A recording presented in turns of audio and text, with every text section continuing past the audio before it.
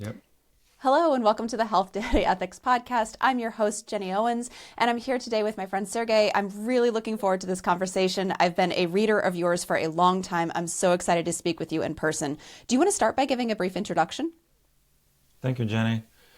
First of all, I've been also listening to your little show there, and I really like it. I think it has very nice intellectual depth to that, especially for digital health. It's very rare, so I appreciate that. Um, my story, I'm just gonna keep it concise. My background is in math and machine learning. Um, I've had my career in various industries, including um, academia, actually, economics, finance, and then moving to healthcare. For the reason that is very simple, I just want to make a difference and make people's lives better. It's sounds kind of cheesy, but that's the truth. Yeah, you'll get no argument from me. So today we wanted to keep our discussion really, really focused, and we were going to talk about two specific articles. And I just want to give a brief summary for people who may be listening but maybe aren't as obsessed with medical AI as you and I are.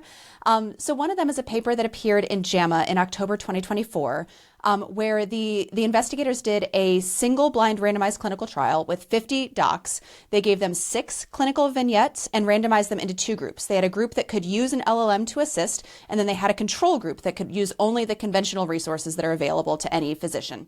And then they did a separate analysis measuring how the large language model alone performed on the same cases. And this made a lot of headlines because what it found was that there was no significant difference in the diagnostic reasoning between doctors plus AI and doctors alone. But what it found was that the LLM outperformed both of the human groups. So that was really fascinating. And then this appeared actually referenced in our second article, which was the New York Times op-ed by Pranav Rajprakash and Eric Topol called "The Robot Doctor Will See You Now." They came out in February of this year. And the main argument is that artificial intelligence, particularly LLMs, can enhance medical diagnosis and decision making and potentially make healthcare safer and more efficient. A topic which I don't necessarily disagree with, but I think there's a lot to discuss here. Sergey, I wanted to talk with you a little bit because you actually talked about both of these articles in your Substack, which is excellent, by the way. If you are looking for a resource on healthcare AI and somebody who is really great at puncturing the hype and really cutting to the central selling point of a lot of the vendors that are out there, I cannot recommend this enough. So you wrote an article actually on the JAMA article, and you talked a little bit about the study's methodology and the statistical significance of its findings. But rather than have me summarize, I want to hear you walk me through your thoughts on the study in your own words. Thank you, Jenny. That's very kind of you. Um, there's a lot to talk about, and I have to mention, I guess I forgot in my introduction that I've also been um, having a role as a peer reviewer for several journals, in particular for statistics and AI expertise. And so, just to start off, first of all, not to be super critical, but I guess I am in my work very often. This wouldn't cut it in my review. This particular article, I'm not sure how many rounds of review this article has received. I mean, in my opinion, probably not too many, but it's just not the quality, to be honest, that I would expect, especially from such a distinguished group like Stanford researchers in this particular case. And obviously, JAMA is a very respected journal.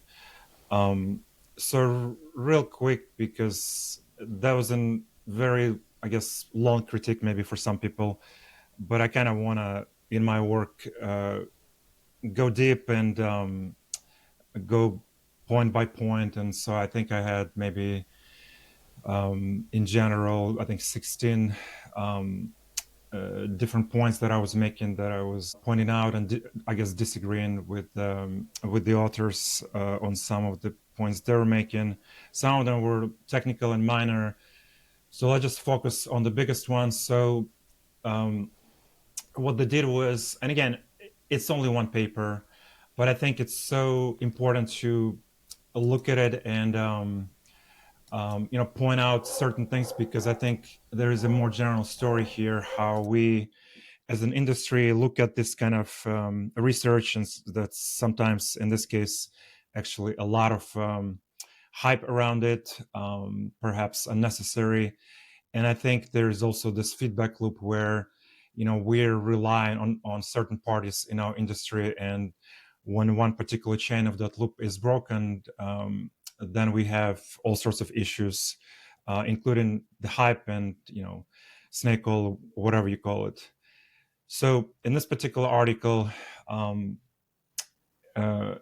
the primary goal, actually, which to me, when I read it first, wasn't clear, but I guess once I reached out to the authors, one of them pointed out to me that they started off by just evaluating how AI, in this particular case, a large language model, GPT-4, they chose how would that improve or not reasoning of human physicians in terms of their diagnostic exercises. And that was kind of what they're saying. Their primary goal, again, to me wasn't clear, because even in an abstract, they're already saying that, oh, we also looked at the LLM separately. So that was their secondary exercise, which was unfortunately, in my opinion, picked up by the media and blown out of proportions. So the second exercise was, oh, why don't we actually look at LLM separately? And maybe it actually does a very good job in reasoning, and then we kind of throw it back into the horse race between human physicians plus LLM, and then LLM standalone. So that was the premise, but once I started sort of digging how they did it, I think to me the biggest point was statistical problems with the paper, with their design. I was surprised because, again, that's a big group of people, 15 PhDs. I think most of them from Stanford. But to me, a couple of points there. So first of all, even in their primary exercise, when they were looking at physicians and then trying to use LLMs, apparently those physicians, a lot of them never used this particular model, this particular tool. So for them, it was a learning tool. They gave them a limited amount of time. So I felt like it was a bit unfair, certainly away from realistic scenario of day-to-day situation where they would probably had more time practicing. So to me, probably part of that was, in the final result, part of this issue, that there was not much difference actually in their definition. Again, we can go into how they define accuracy, etc. But in their definition, there was no much difference between physicians making diagnostic reasoning and physicians applying LLMs to make those same diagnostic reasonings. So that was the biggest one for me. So and the second point was, which is also very big, is how they selected the sample. I felt like, especially at that caliber, they should be more clear. They chose a particular set of vignettes, which is basically descriptions of particular medical cases from a 1994 paper. Never explained why that particular paper. The only thing they said, I think, was that it's pretty. I'm not sure the word they used, but I think they said something like along the lines that it was pretty independent. No LLM saw it, so it was kind of like supposedly unbiased and non-contaminated data set. That's kind of the argument they made. But then they were basically saying, look, there were all sorts of vignettes in this data set. Why don't we drastically cut it down to the high quality ones? Again, when you have so many steps in the exercise, and I feel like you're not defining properly why you're doing those steps. So what do you mean by high quality? What they're saying is, well, first of all, we have limited resources. We have these doctors and we give them a short amount of time. So maybe we should instead of giving them the whole data set, maybe we should just drastically cut it down. Well, I mean, to me, the cut down was very drastic. They only cut down to 6 particular vignettes out of 105. So around 95% was, I guess you can think of them as kind of outliers, because they're saying, well, we employed this group of experts and they contributed to their ideas what this 6 should look like. And so they should not be very simple cases, but at the same time there should not be rare. So in their view, I guess both human doctors and LLMs can kind of have, I guess, fair advantage. But again, why cutting down the data set? Why such a very tiny sample of only 6?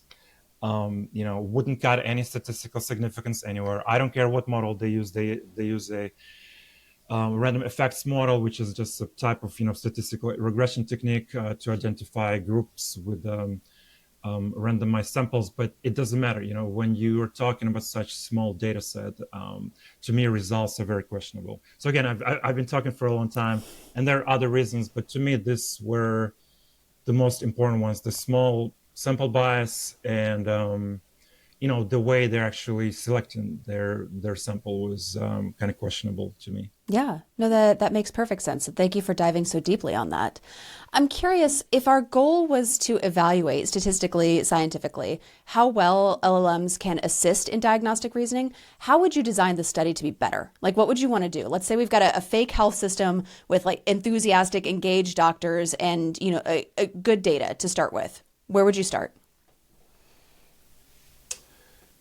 So, first of all, I kind of want to finish what I started in your previous question.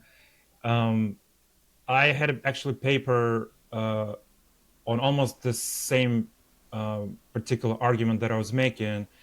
So there's this whole area in statistics and social studies called p-hacking, and also effective sample size. So that's the arguments and the design that the authors are making in this study goes to the heart of those methodologies, of those ideas.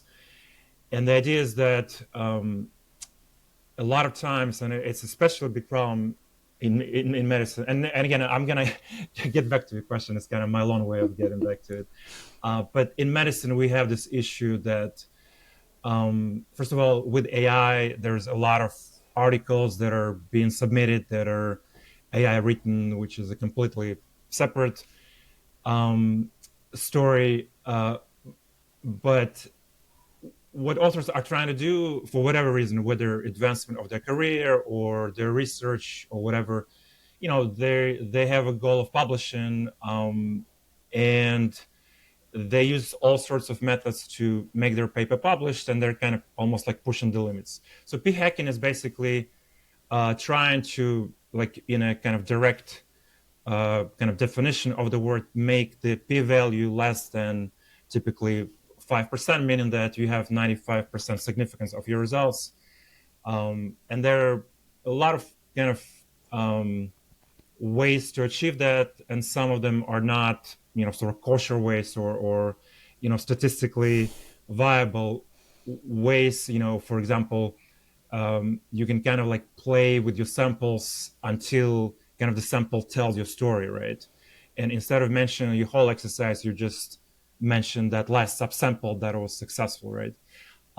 So, some authors kind of like hiding all of their process and only concentrating on the successful part of their process. That's what kind of in general way what's called p-hacking. In this case, there is also a related concept called effective sample size, or sometimes called effect size, or in finance and economics, it's actually called effective number of bets. So what it means is that you seem to have a big sample size. Like in this case, it's a very good example, because the authors push back at me and saying, "What are you talking, Sergei? What are you talking about? We have 50 doctors. We make them each do like 5 different vignettes. So it's a pretty big sample. So you have to understand that when they talk about effective sample size, it means that every observation in the sample size, in theory, should be independent. So if there is an overlap or some kind of dependence between them, you cannot claim that as the whole size, and therefore you cannot claim that very low p-value, as researchers often do, especially turned out in medicine, and that's how they publish their so-called significant studies. Um, and that goes to another issue, which is replicability, which again, kind of a side note, but that's where the replicability or lack of it actually, which is a big issue in areas like psychology actually and biomedicine. That's kind of the biggest areas where that was a problem. So again, effective size is very important. So in this case, I want to give actually very simple example.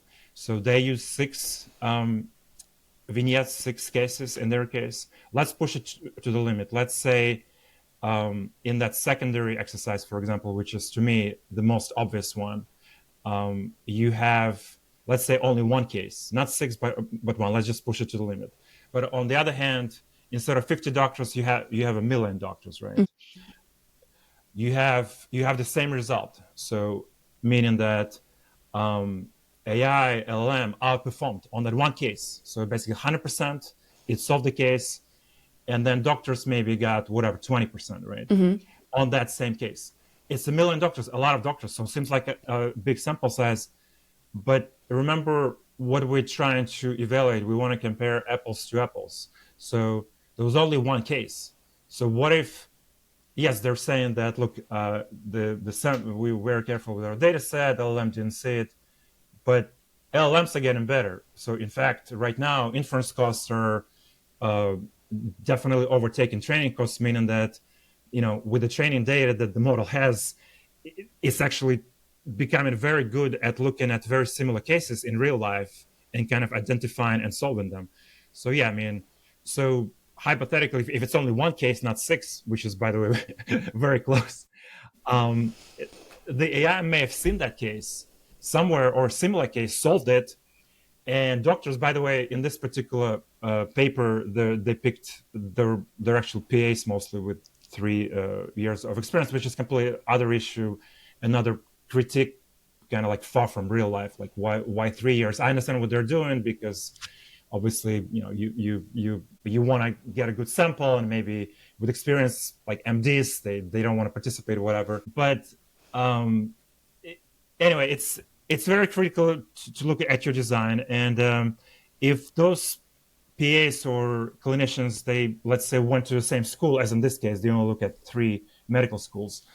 They've probably been exposed to the same material, same professors, same kind of, the practical exercises, probably same facilities. So probably all in all, they kind of know particular how to solve particular problems, but maybe don't know how to solve other problems. So when you only have 1 or 6, whatever that small number is, it could just happen that physicians were not exposed to that problem, but in a data set, the AI just happened to know that. And so how can you claim with such a small, and again, I push it to the limits, but to me, 6 and 1 are not far from each other. So how can you claim significance with such small numbers?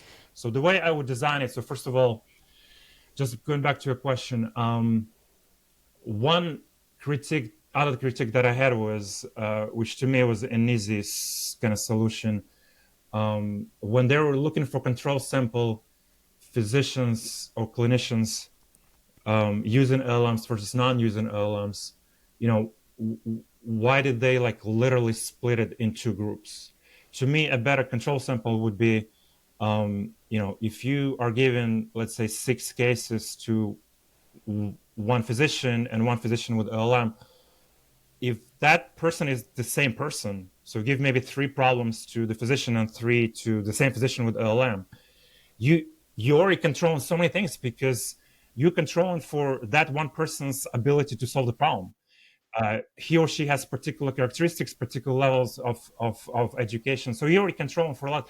You're already, by making that very simple design choice, you're increasing your statistical power by a lot because it's the same person. All you're doing is just giving one more variable to that person. So why split into two different groups and create statistical noise when you can make it so much simpler. Um, I mean, there are other things that I talk about. So this is, by the way, what's called hybrid design in statistics.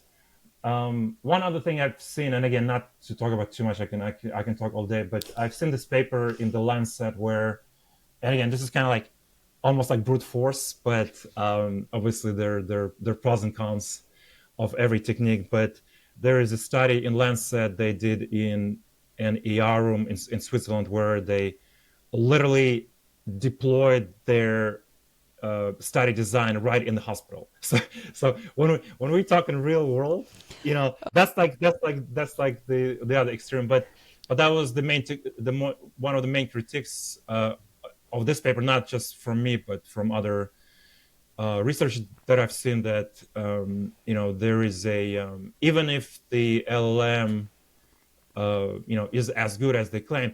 And by the way, it might be. It's just that to me, not clear from the paper. I mean, I'm not saying that the LLM they chose or LLM plus physician they're not as good. They just cannot, in my opinion, cannot claim that with that particular sample, with that particular design. So yeah. Yeah, I think it's well said, right? You pointed out really clearly that the performance on clinical vignettes does not necessarily translate one to one to medical decision making or even diagnostic reasoning, right? Like that, it's a sandbox. It's a really clearly defined scenario, and people just tend not to come that way. I want to shift a little bit, and I want to blend a couple of questions. So I wanted to talk about some press coverage of this study, and I wanted particularly to talk about that New York Times editorial by Drs. Topol and Rajpakar. It was called "The Robot Doctor Will See You Now," which is a really charming headline, and the op-ed was really optimistic, and your response really highlighted a lot of things, but first and foremost, how headlines really often overstate AI's performance.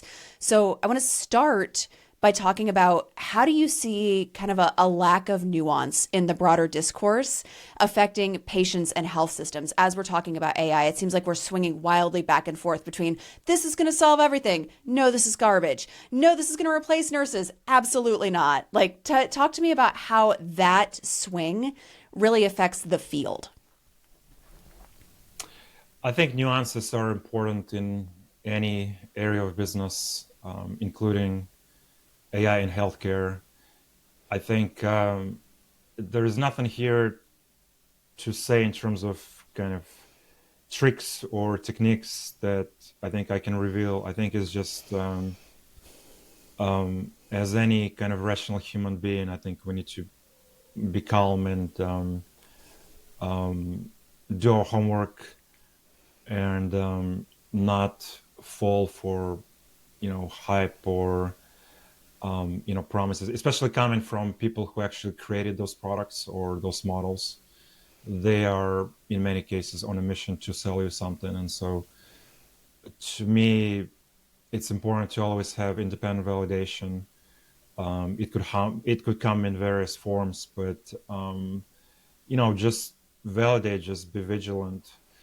In one of the companies I used to work for, we, and it doesn't even matter like what the area is, but if you're trying to implement something, if you're like some product and vendor seems to be educated and smart, what we did was we were, I guess it was mainly like junior analysts, but we would essentially rotate on the team who would kind of present that particular model or that particular product. So we would assign maybe a person, an analyst or a researcher, depending on what area of business you're in, and basically say, hey, Mary, or hey, John, can you read this new article or new white paper that this company is presenting and kind of dissect it by next week or something? You'd be surprised that a lot of people are thinking that, oh, I'm not, I don't have anybody on the team who's an expert on AI or has technical expertise. You'd be surprised how sometimes obvious,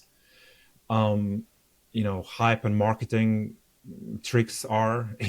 You don't need to have technical expertise in so many cases just to identify those. But even at a high level, looking at the paper and thinking this through and saying, okay, how can it improve our business or our team's work or our productivity, depending on what your goal is. I think that's important in every business. You know, it's kind of obvious that you need to be vigilant. You need to do validation.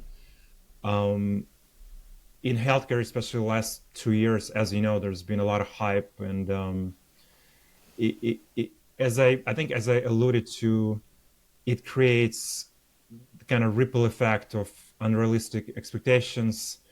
I'm observing on a daily basis, because I'm working with clinicians, that a lot of them lose trust because they see so many, snake oil and articles like you and I are discussing right now, where in this particular case, in the JAMA paper, Journal of American Medical Association, they took things out of proportions and just basically brought it to the next level, and then it was multiplied by so many media stories.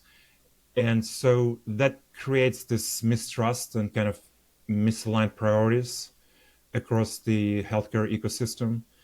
And so that's kind of, to me, a big problem. So oftentimes oversimplified or overhyped discourse about AI, as I said, it could kind of create flawed perceptions of what AI can actually do. So again, to be vigilant, to validate your products. I think it's not only healthcare, but in any line of business. That's, to me, those are important factors to have as part of your sort of due diligence process. Yeah, I think in healthcare, it's the stakes are so high because it's literally lives at stake. And I also think that healthcare really a few things. One that is that healthcare is very conservative. So trying something new is kind of a big step. And then if it doesn't pan out, right, if it doesn't meet those overinflated expectations, you're absolutely right. There is a huge loss of trust, and then even more hesitancy to try out anything new. I want to shift gears once again, and I want to talk a little bit about opportunities that you see. I want to think about let's presume for a moment that we have perfect technology, and the technology is perfect as it's perfectly suited for its purpose, whatever that might be. Talk to me about use cases in healthcare that you see that might be getting missed because of our focus on the headlines and the AI doctors and AI nurses. Like, we know that those aren't going to meet the expectations, but what is real? What would you like to see? Actually, as a general message, besides the title, I guess, of the article, I actually like this op-ed by Eric Topol and his co-author, in a sense that they I think they tried to look at a bigger picture. Maybe chose the title just to kind of be out there. But one thing they said is, which I agree with, is that at least at this point of AI development and where we are, especially in healthcare, and so many problems, trying to separate. So they use the term separation of labor. So they're, in their opinion, and they had some good references. Right now, they thought that AI can do a lot of sort of routine automated work in a clinical setting, and then maybe more complicated cases will be handled by human experts, clinicians.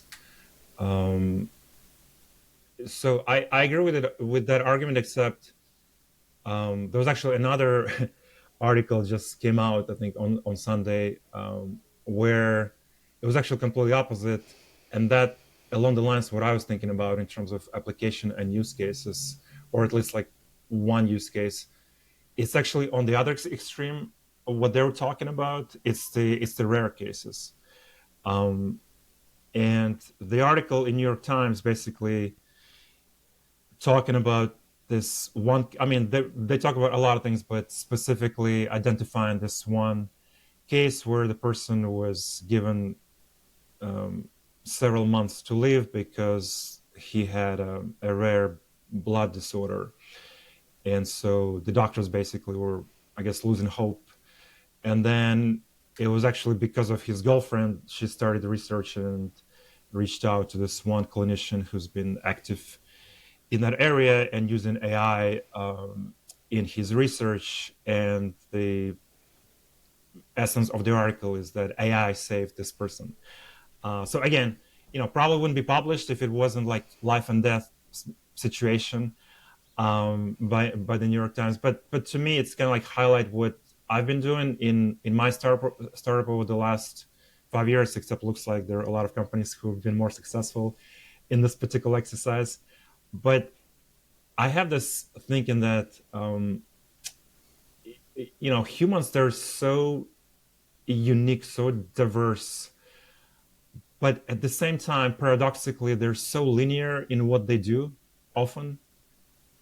If you think about what we do in our daily lives, we go to work 9 to 5, and we do this very often very narrow, set of responsibilities, set of tasks. Even I was reading about that. Even if you're the best genome researcher, for example, even if you're like Nobel Prize winning researcher, you're the great experts in like 2 or 3 genes or genome mutations. Um, but I think the advantage of AI, or at least one of the use cases that I've been passionate about, is by definition the nonlinear nature of AI. If you look at things like neural nets, for example, it's their ability to look sort of beyond linear patterns and identify maybe things that humans cannot identify, not because they cannot, but because there's just so much stuff out there, and by definition, you know computers and AI that can handle so much. And so this article was actually, I was reading as, what, this is like when we started 5 years ago, this is where what we were discovering 5 years ago or 4 years ago, right before COVID, um, is that, you work in your little area, but sometimes the biggest discoveries come in like very, very close adjacent area that you may not even realize.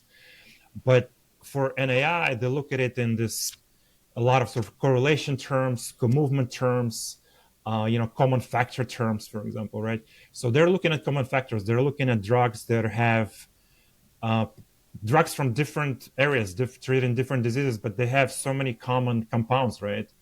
That sometimes researchers don't even realize. So in this particular article, they were saying there was this, I guess, drug that came, or treatment that came from treating kidneys. So it wasn't related to that particular blood disease, but it was so similar in terms of commonality that AI identified it as a potential drug that could also cure that particular disease. So again, it's kind of a long story, but to me, they're kind of like almost two extremes. So, um, rare diseases that I just mentioned, but on the other extreme, which is another thing that I'm doing on a daily basis, just talking to clinicians. Again, I'm not a clinician, but I've seen so many cases that, here in America, it's just kind of strange to me. Like, we're so developed in so many things, including technology, but then you have doctors faxing prescriptions to insurance companies still like using 1980s technology. And so to me, you're asking about use cases. The other extreme is just very basic automation. We're talking about in perhaps medical setting, clinics, maybe like automating supply chain, tools for inventory, like staffing, logistics, scheduling. If you talk to clinicians, by the way, unless there are some researchers in like Mayo Clinic who are dealing with AI on a daily basis, in general, clinicians don't care, who or how their problems are being solved. all they're observing is that they go to work, they're overburdened, burned out. They come back to their families instead of spending time with their families. They have to continue, going into EHR, finishing their work. So they're like, please solve this problem. I don't care if it's AI or something else. And automation, by the way, I have the saying that 99% of problems, especially in healthcare, do not require an AI. They just require simple automation, which may or may not be AI. And so, again, like long way of answering your question, but to me, that's where perhaps AI is the most useful, at least right now, is the two extremes, like very simple automation and very rare cases. So this is where I'm seeing the applications. Oh, that's fantastic. We're coming to the end of our time together, but I want to give you a chance before we close.